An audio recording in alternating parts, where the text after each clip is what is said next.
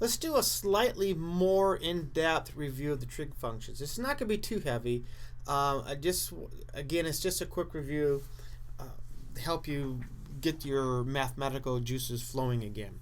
Okay, let's start off with the whole idea of the trig functions is based on the unit circle.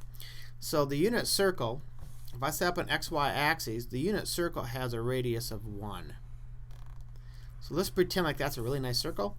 This would be 1. This would be -1, this would be 1, this would be -1. Okay, so I'm going to work in just this quadrant, and I have an angle theta.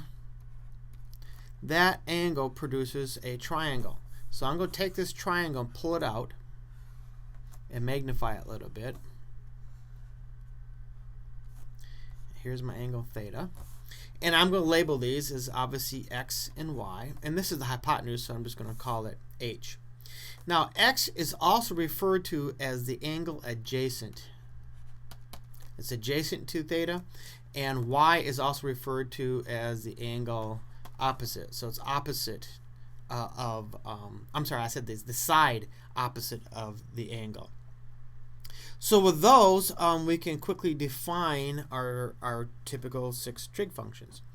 Sine of theta is defined as being y over h. It's the side opposite divided by the hypotenuse, which is commonly written as the opposite. That's an O, not a 0. O over h. Cosine of theta is the side adjacent, which is x over h, and commonly written as a over h. Now, based on these two, we can actually define all of the other trig functions. Tangent of theta is defined as sine of theta divided by cosine of theta, which sine of theta is opposite over hypotenuse. Cosine is adjacent over hypotenuse. That's an h. Those will cancel out, and that's just opposite over adjacent, which often we think of as simply y over x. Now right away, I'm going to go to cotangent. Cotangent of theta. Cotangent of theta can be defined a couple of different ways. One of them is 1 over tangent of theta, which is also equivalent to cosine of theta over sine of theta, which is this reciprocal of this, and that's going to give me a over o, which for comma you may write or think of as x over y. Now, cosecant of theta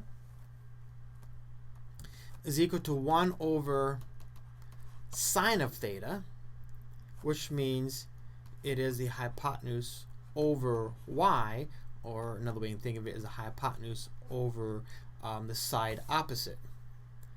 And then, of course, we have secant of theta, which is 1 over cosine of theta, which we can think of as hypotenuse divided by x, hypotenuse over x, or obviously the hypotenuse over this side adjacent. So these are the 6 trig functions associated with a right triangle off of the unit circle, and what sides dictate what determines sine and cosine. And from there, from sine and cosine, all the other 4 trig functions, they're all functions of sine and cosine. So once you know what sine and cosine are, you can figure out the other 4.